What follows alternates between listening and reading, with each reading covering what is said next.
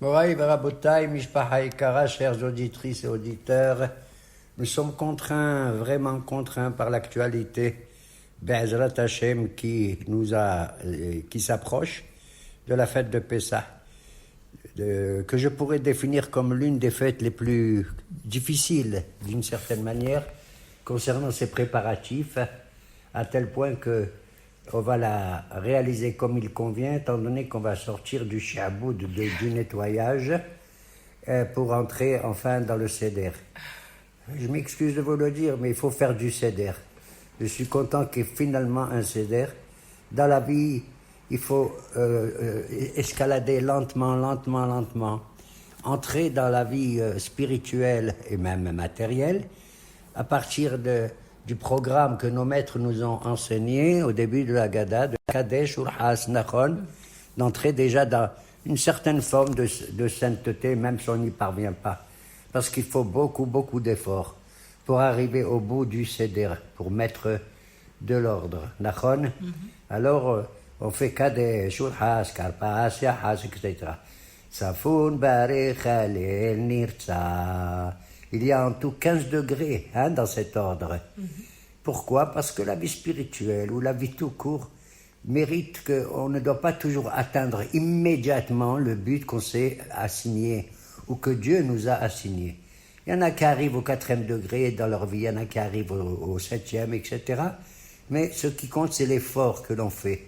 Nachon, c'est les préparatifs que l'on fait pour essayer d'atteindre le but qu'Akadosh Baruch Hu.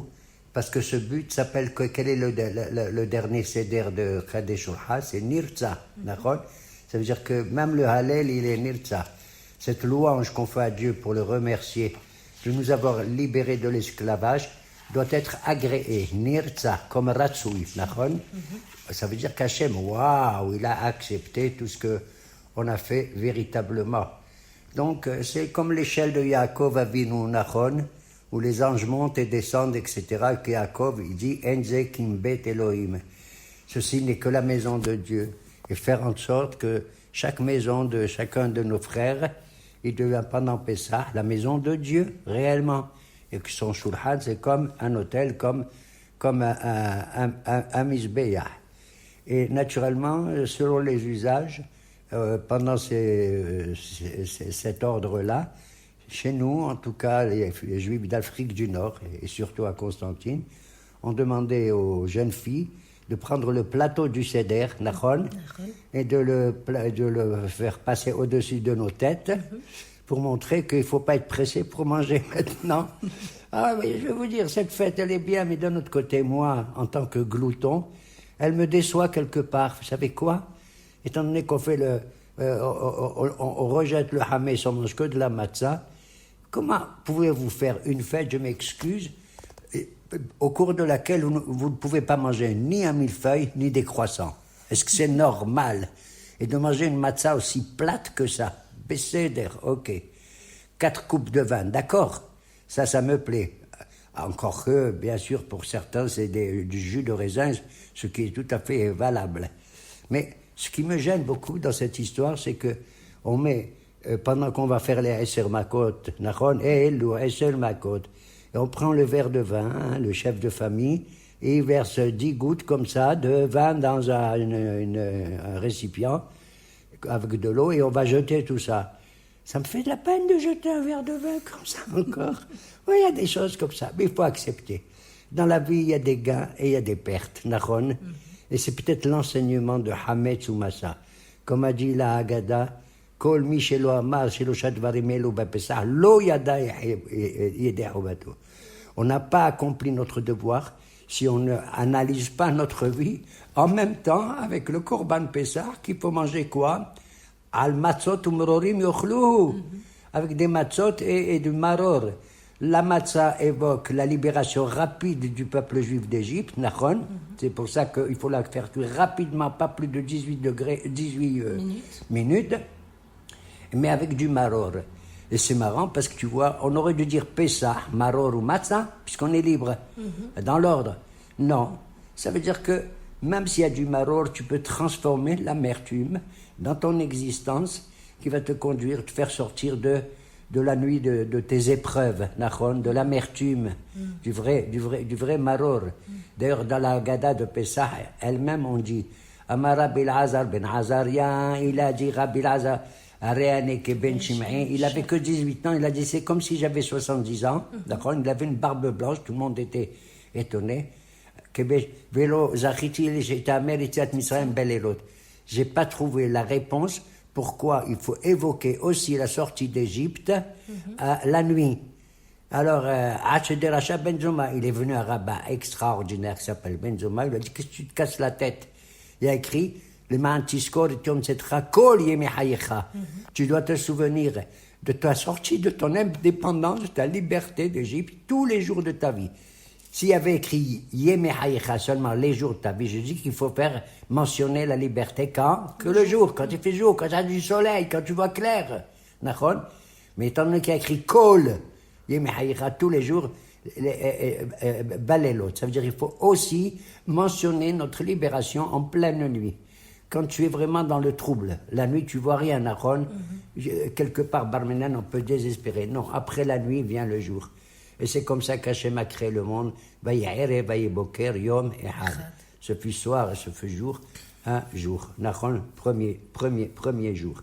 Mouraï Verabotaï, et on commence la Haggadah par comment placer le Seder. Le Seder de Pessah, en général, il est rond, Nachon. Et alors, on met d'abord les 3 matzot en haut. 3 matzot qui évoquent Abraham, Yitzhak et Yaakov, ou bien Cohen, Lévi et Israël, en tripartie. On les met en haut, comme si tu dis, au nord du Seder. À droite, tu mets un zeroa, c'est-à-dire la cuisse d'un poulet de nos jours. Il faut qu'il soit rôti, surtout chez les Témani, il était rôti.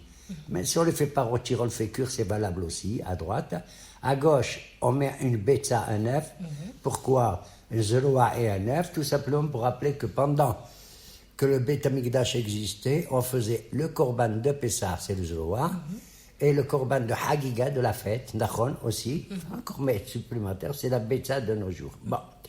Au milieu du Seder, on met le maror. Waouh, tu as vu encore? C'est au milieu, maman, c'est central. Maman, c'est central. Seul Akadosh Baruch Hu est capable de transformer notre amertume en joie et en bonheur. Nous, on n'est pas capable, on n'est pas toi. Mais il faut faire l'effort, bien entendu.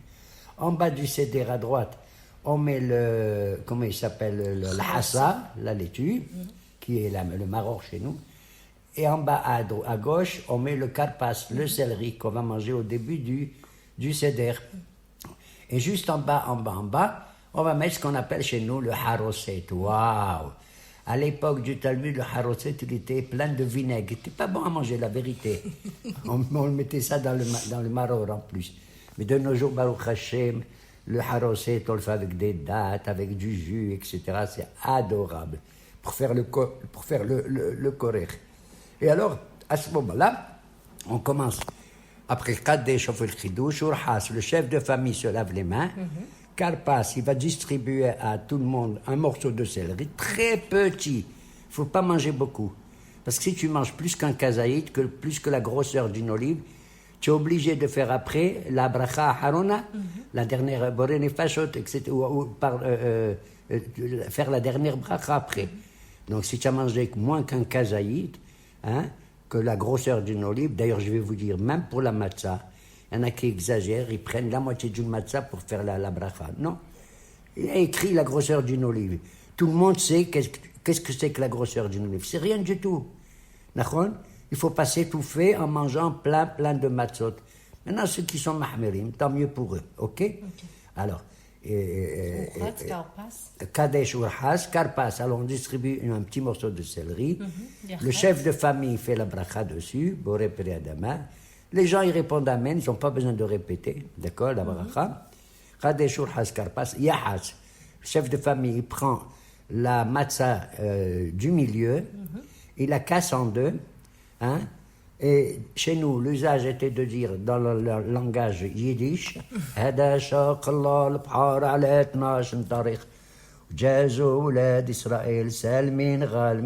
c'est ainsi que les enfants d'Israël ont traversé la mer Rouge en 12 chemins, sains et saufs. C'est Almin Ralmin, ok? Et voilà, on casse la matzah en deux. La petite moitié, on la remet entre les deux pleines. Et l'autre, on la cache, ça va être le dernier morceau qu'on va manger pour la ficomène, le dessert. Pourquoi? Parce que c'est les enfants d'Israël à l'époque, ils mangeaient bien beaucoup de choses et à la fin, ils mangeaient le korban pessah, juste un morceau, la sova, même quand ils étaient à pleine satiété. Ok? Kadeshur haskar pas yahas, magi. Et c'est le moment maintenant d'ouvrir la bouche. Hein? Pourquoi? Parce qu'un esclave en Égypte, il souffre d'une chose, c'est qu'il ne peut pas dire ce qu'il veut. Tu as compris? Tu dois travailler devant ton maître, tu te la fermes. Excusez-moi. Et c'est la chose la plus terrible. Tu ne permets pas à quelqu'un d'autre de parler et de dire ce qu'il veut. Voilà pourquoi notre Haggadah, elle commence par quoi? Par les questions que nos enfants ils posent. Ils ont des choses à dire. Peu importe qui sont nos enfants. La Torah dit Keneged arba'a banim dibera Torah. Et moi je dis Baruch Hashem aussi, j'ajoute Keneged arba'a banot. En dépit du fait que j'ai pas 4 filles, j'ai 8 filles. J'ai la 8 filles moi. Ben Porat Yosef. Et dans ce cours, je ne veux pas dire laquelle est la meilleure parce que Zahmet, chacune d'entre elles, elle a sa valeur. Chacune d'entre elles. Et surtout celle qui aujourd'hui m'aide à faire le chiour et qui est la technicienne et celle qui a pris l'initiative de vous adresser le chiour. C'est ma fille adorable qui s'appelle Yehudit. Avec les autres aussi, elles sont adorables. Elles sont, tous mes enfants, c'est comme je le dis d'habitude, c'est comme les couleurs de l'arc-en-ciel. D'accord? Chacune a sa couleur et son caractère. Et on les aime tous. Voilà pourquoi j'ai aimé que, même sur la table du Seder, il y a 4 enfants, 4 au minimum, qui sont le Hacham, le Racha, le Tam et le Sheno Yodalishal. L'enfant sage, et l'enfant, c'est pas méchant. Le mot Racha, je dis pas méchant, Barminan, je dis impie. Il est loin de l'accomplissement des mitzvot. Et il a le droit de poser des questions lui aussi. Vous avez compris? Dans la Gada de Pessah. Et il y a le Tam, celui qui est absolument simple, mais il pose une bonne question, la plus simple. Il n'embête pas son papa. Parce que le Hacham, quand il pose ces questions, il est embêtant comme tout, le sage. Il dit, pourquoi la Torah, elle a donné 3 sortes de commandements, papa. Qu'est-ce que ça veut dire les Aïdout? Qu'est-ce que ça veut dire les Houkim? Qu'est-ce que ça veut dire les Mishpatim? Et il faut que le père il fasse 3 conférences pour répondre à son fils. Il est fatigant. Il lui répond, non, toi tu aimes les halachot, sache que le dernier morceau commence et la ficomène. Ok, Baba, ça va? Non. Ok. Et on voit donc qu'on donne la possibilité à chacun de nos enfants, quel que soit son caractère, de poser une question. C'est important de poser une question. Pourquoi? Ça veut dire que nous sommes tous dans, pas l'inquiétude, dans la réflexion, le monde dans lequel nous sommes. Nahon, qu'est-ce que c'est que l'Olam Hazé? Qu'est-ce que c'est l'Olam Haba? Qu'est-ce que c'est que tout ça? D'ailleurs, je ne vais pas faire peur à mes auditeurs. Comment on dit une question en hébreu? She'ela. She'ela, une question. Quel est le mot qui ressemble à She'ela que Dieu préserve? She'ol. Et She'ol, c'est quoi? C'est l'enfer. C'est le Gehenam. Et la différence entre le soir de Pessah, Bar Minan, on n'est pas dans l'enfer. Pourquoi? Parce qu'on peut poser des questions et on attend des réponses du papa. Tandis que dans le She'ol, Bar Minan, tu te poses 1000 questions, tu n'as aucune réponse. Et c'est la chose la plus angoissante qui soit. Voilà pourquoi Vehigata les bilcha bayomer orimur. Et quand tu t'adresses à tes enfants, tu dis Vehigata. Tu dis pas, tu leur dis Vaidaber, Vayomer. Non. D'accord? Tu n'es pas un professeur de n'importe quoi pour enseigner. Chacun selon son style, sous une forme de Haggadah, de récit. D'accord? Dans un langage et dans un style tout à fait simple qu'il mérite de comprendre véritablement. Beseder. Voilà. Ça, c'est les Keneged Arba'a Banim Dibera Torah. On a dit le sage, etc. Chacun, il peut analyser le genre de questions. Mais il y en a un, il est là, il est assis. Il ne pose pas de questions. C'est le 4e. Il est là. Et c'est ce qui fait le plus de peine au papa. Est-ce que vraiment il ne pose pas de questions parce qu'il s'en fout? Je ne crois pas qu'il s'en fout. Je ne crois pas. Parce que peut-être qu'il a 1000 questions dans la tête, mais ce n'est pas laquelle il veut poser. Et Et le tam aussi, le simple. Lui, il est adorable. Il n'est pas comme le hacham qui m'embête avec ses questions trop difficiles. Il est simple, il dit mazot. Qu'est-ce que c'est? Quand tu dis à quelqu'un mazot, ça veut dire que tu lui donnes la possibilité de te répondre ce que tu veux. Qu'est-ce que c'est ça? Il regarde le CD, regarde le plateau. Qu'est-ce que c'est que tout ça? Et le papa, il trouve une réponse qui va certainement plaire au tam. Même le rachat, que je traduis pas ce mot par méchant, mais par impie. Loin de l'accomplissement des commandements, il est là à table. Il te dit, qu'est-ce que c'est que ce travail que vous faites? Vous crevez pourquoi? Lachem velolo. C'est pas Pessah que vous faites, c'est pas une fête spirituelle. Lachem, elle est pour vous, velolo, et pas pour lui, au bon Dieu. Elle n'est pas pour le bon Dieu. Si c'était pour le bon Dieu, eh bien on se met à lire un psaume, et on se met à chanter quelque chose et c'est terminé. Mais là, regardez toute cette fatigue qu'on a pour faire. Lachem, c'est pour vous, pour votre ventre, ça. Hein, Alors, le père lui dit, écoute, mon fils, écoute, si tu avais été en Égypte, tu ne serais pas sorti. Si tu avais posé une telle question, tu dis que c'est une avoda alors que le bon Dieu vient te sauver, te libérer, tu ne serais pas sorti. Mais Baruch Hashem, tu es là maintenant. Après la libération d'Égypte qui a eu lieu il y a 3336 ans. Et là maintenant, on va être plus doux avec toi. La reine Velolo, au fiche aussi. C'est comme un kafar baïka, tu renies l'essentiel. Afata emolo, keilchot apesa, en mafrir hafeza afikomen. Réponds-lui gentiment aussi. Celui qui ne pose pas de questions, le pauvre, at petahlo. Vous n'avez pas remarqué comment commence cette réponse? C'est quoi? C'est au féminin. Ah, bravo. Moi, je m'attendais à ce qu'on dise ata petahlo. Pourquoi c'est au féminin? Pourquoi tu réponds presque au féminin à l'enfant qui ne pose pas de questions? Ouvre-lui les portes de la connaissance et du savoir. Au féminin, parce qu'en principe, je dis bien en principe et je le souligne, les femmes devraient avoir un style plus doux que l'homme. Même si elles sont du Midat Adin, étant donné que les femmes sont toutes du Midat Adin, de la rigueur. Mais vis-à-vis d'un enfant, à elle est pleine d'amour. C'est de la folie. Ad petahlo, papa, tu vas lui répondre comme si c'était une femme avec le style féminin. Moi, je viens de remarquer cette histoire de at. At petahlo, etc. Alors, quand je regarde maintenant le contenu de la paracha, on commence par Lahma Ania. Ce pain est un pain de misère qu'ils ont mangé nos ancêtres en Égypte. Celui qui a faim, il peut venir. Celui qui veut faire Pessah avec nous. Qu'est-ce que ça veut dire ça? Tu invites des gens pour manger un pain de misère? D'accord?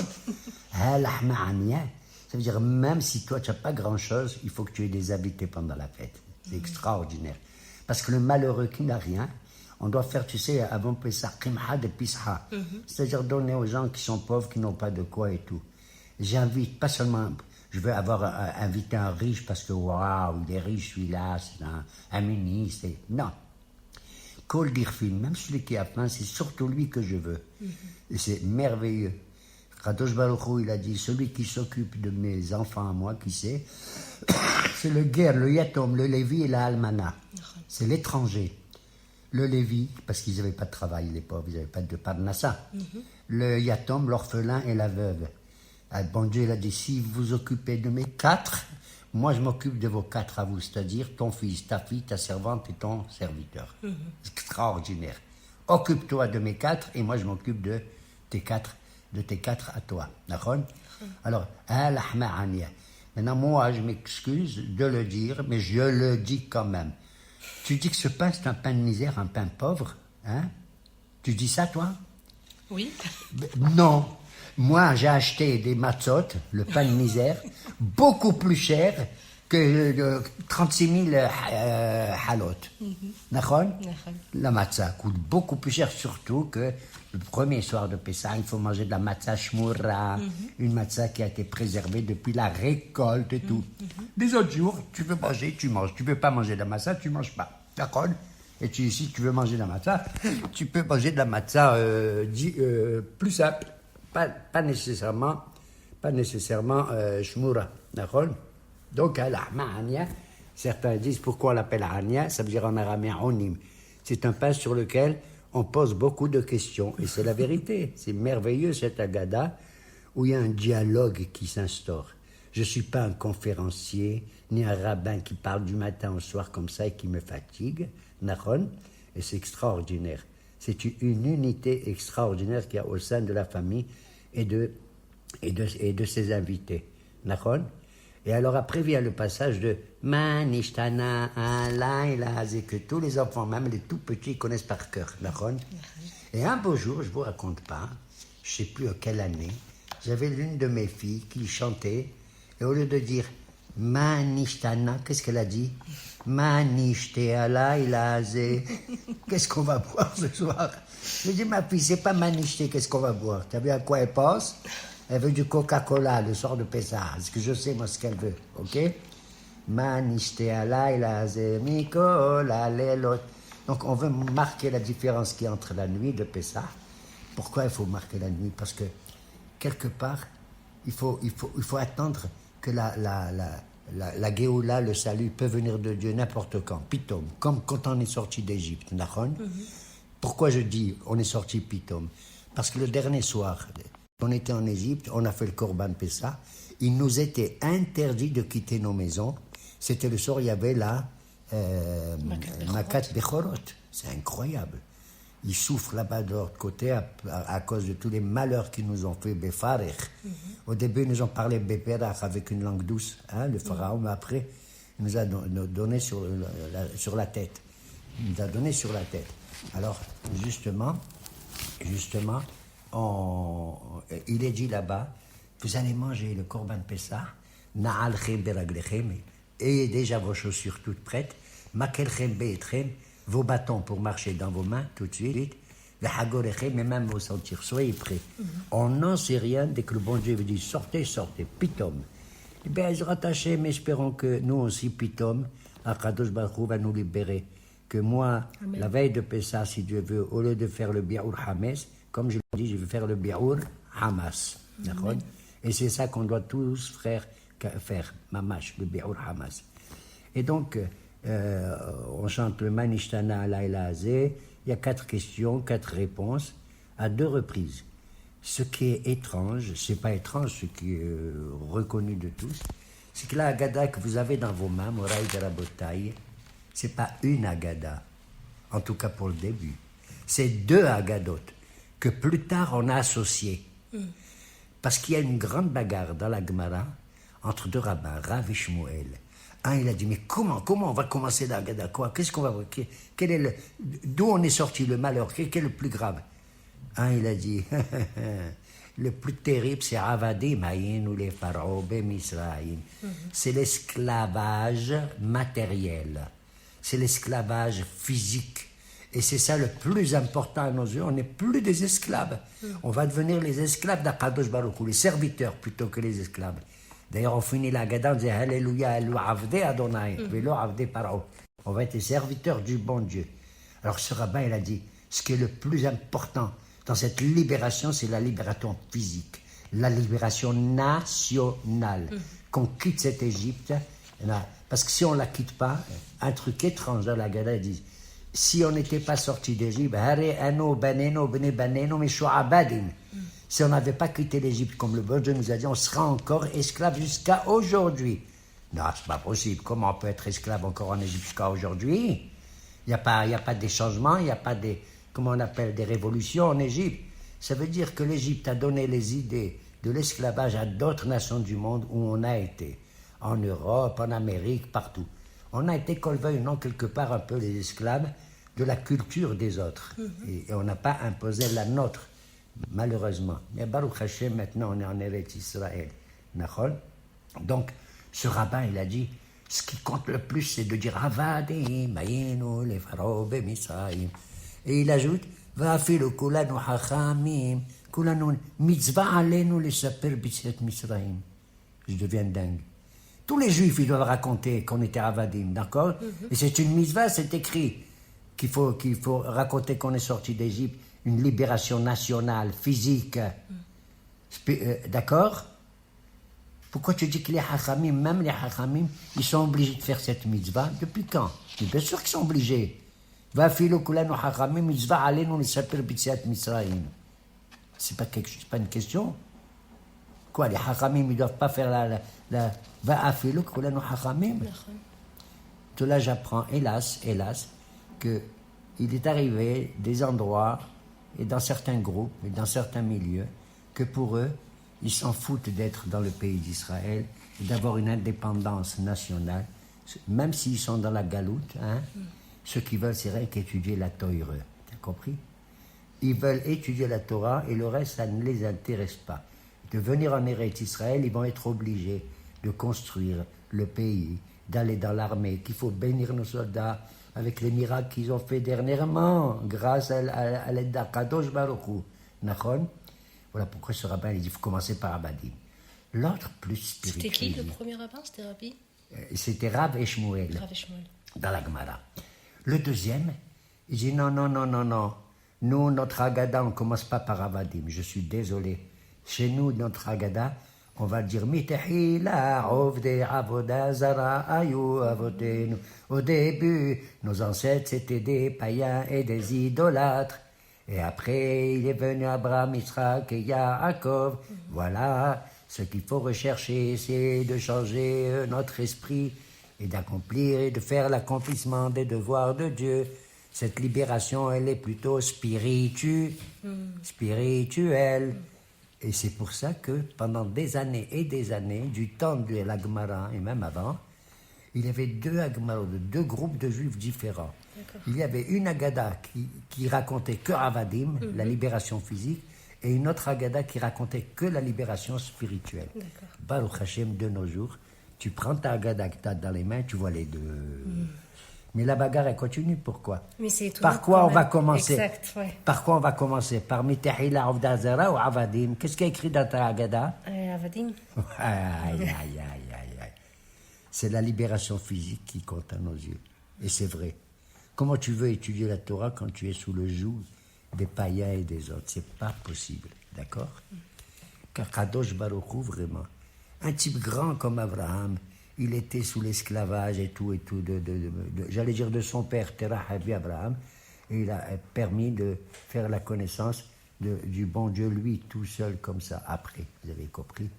Et c'est ainsi que nous sommes fiers d'être les descendants d'Abraham, Isaac et de Yaakov. Et donc on voit effectivement que il faut effectivement être capable d'accepter Pessah, Matzah ou Maror. Il y a un texte magnifique, c'est un texte qu'on dit à la fin de la Haggadah. C'est un piyut, une poésie. Tu sais laquelle? Non. Dayenu, ça me suffit. J'adore ce texte, tu sais pourquoi? Il dit, si le bon Dieu nous a fait sortir d'Égypte, Dayenu, ça me suffit. S'il avait tué que les Bechorot de Mitzrayim, Dayenu. C'est-à-dire, j'accepte, ça me suffit ce que j'ai. Tu as compris? Que des Dayenu. Et le Kirbano, le final, s'il nous a approchés du mont Sinaï, Dayenu, ça suffit. Même s'il n'a pas donné la Torah, ça me suffit. J'accepte ce que j'ai.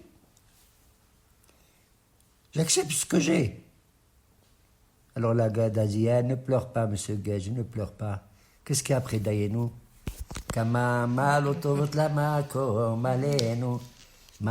Comme il était merveilleux à Kadosh Baruch Hu pour nous.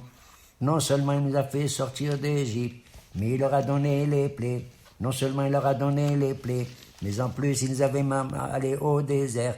Non seulement au désert, mais il nous a donné encore la manne. Il nous a donné encore le puits de Myriam, la pauvre Myriam. D'ailleurs, tu vois le nom de Myriam, c'est quoi, Barmenden? Marl. Marl, la pauvre. C'est celle qui a dit à ses parents, ça suffit, il faut qu'on ait encore un bébé. Et c'est grâce à elle que Moshe Rabbeinu, Moshe Rabbeinu, il est né comme ça. Et j'ai révélé quelque chose d'extraordinaire. Tu sais, quand le bon Dieu, il a parlé à Abraham, je deviens dingue. Dans le Brit Ben Abetarim, l'alliance des morceaux, il lui a dit, et je vais envoyer tes descendants, je vais les envoyer pendant 4 siècles esclaves dans un pays qui n'est pas à eux. D'ailleurs, certains disent que c'est encore 430 ans. Est-ce qu'on était 430 ans en Égypte? Non. On était en gros 210 ans, mais l'esclavage terrible, il n'a duré que 86 ans. Et c'est l'âge bidiouk de Myriam qu'elle est sortie d'Égypte. Elle avait 86 ans. Incroyable. Et la Torah, elle vient te dire, Va Hamushim, alou ben Israël, Merit Misraim. Ils sont sortis Hamushim. Ça veut dire Hamushim. Ça veut dire qu'ils étaient armés. Ou ça veut dire qu'ils étaient prêts à sortir, ils étaient capables. Mais il y a le Midrash qui dit, non, 1/5 est sorti d'Égypte. Ça ne va pas la tête. Moi, j'accepte pas ce pérouche. Si tu dis qu'1/5 est sorti d'Égypte, ça veut dire que 4/5 ils sont restés de nos frères en Égypte. Hein? Ils ont été convertis à l'égyptienne. Si on est sorti, on était 600 000 hommes âgés de 20 ans et plus. Sans compter les femmes, 600 000 plus 600 000, ça fait 1 200 000. Plus les enfants et les vieux, ça fait qu'on était au moins 2,5 millions de juifs qui sont sortis d'Égypte. Ça veut dire que les 4/5, c'est 4 fois 2,5 millions qui sont restés en Égypte. Je n'accepte pas. Quel est mon pirouche? 1/5 est sorti d'Égypte, à supposer, si je traduis comme ça. Ça veut dire que même moi, si j'étais là-bas, même moi, et que je sors d'Égypte parce que j'accepte la décision de mon cher Rabbeinu au nom de Dieu, je ne suis pas encore très satisfait. C'est 1/5 de mon esprit, de mon cœur qui est sorti d'Égypte. Je regrette quelque part d'avoir quitté un pays aussi moderne. T'as compris? C'est comme moi, les Havdil. Je suis ici, Baruch, dans Terre Sainte.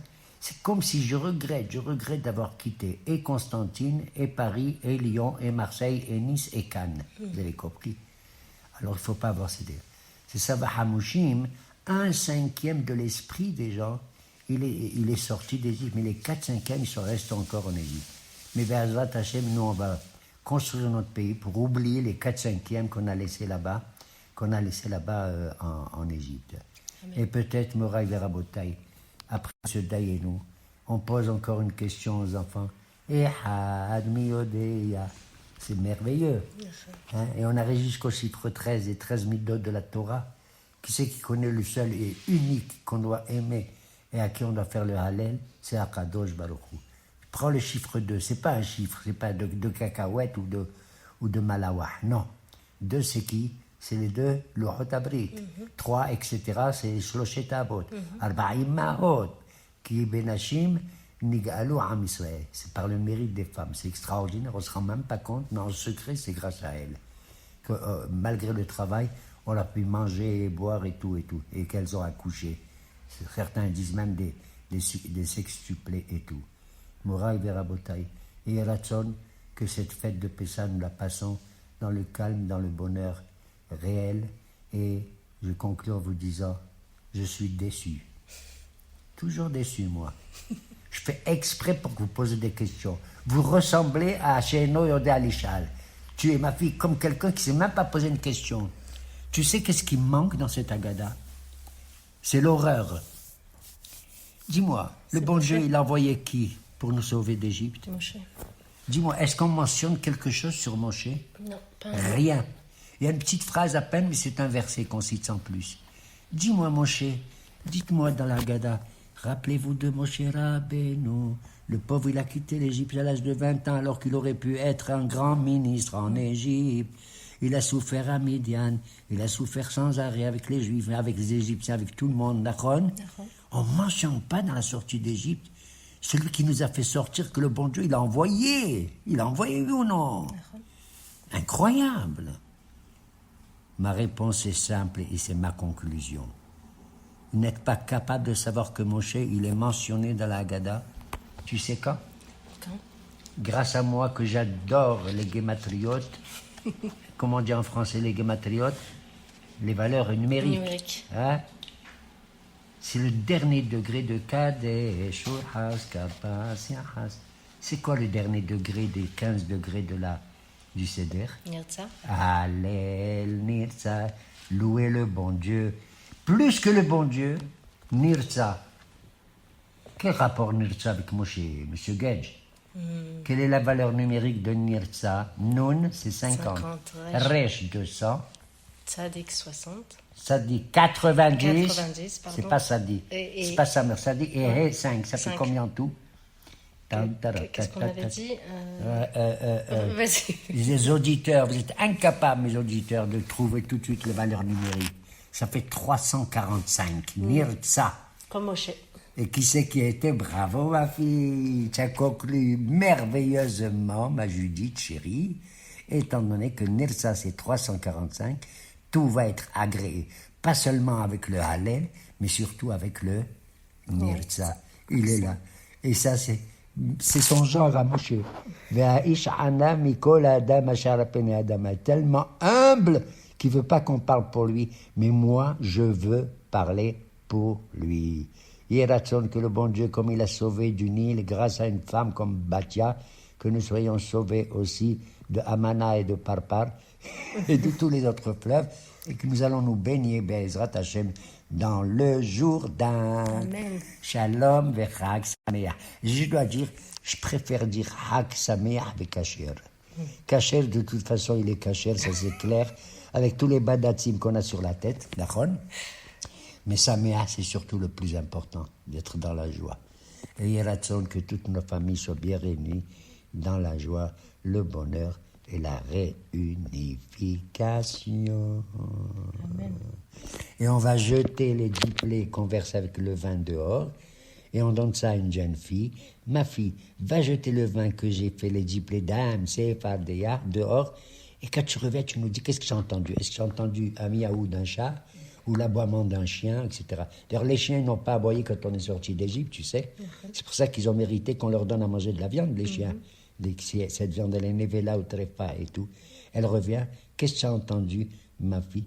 J'ai entendu quelqu'un qui chantait dehors. Il avait la voix de Raymond de Constantine.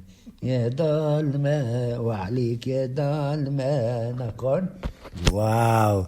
Tu as écouté quelque chose de très très joli. Pourquoi on envoie une jeune fille pour jeter les Aïssel Makot, du vin? Parce que si je donne ça à mon garçon, qu'est-ce qu'il va faire? Il va le boire. Il va pas le jeter. Il va dire, comme mon père il veut jeter du vin. Allez, mon fils, ma fille. Mais la fille, elle boit pas du vin. Il y a la qu'elle boit que des choses douces, agréables et merveilleuses. Shalom.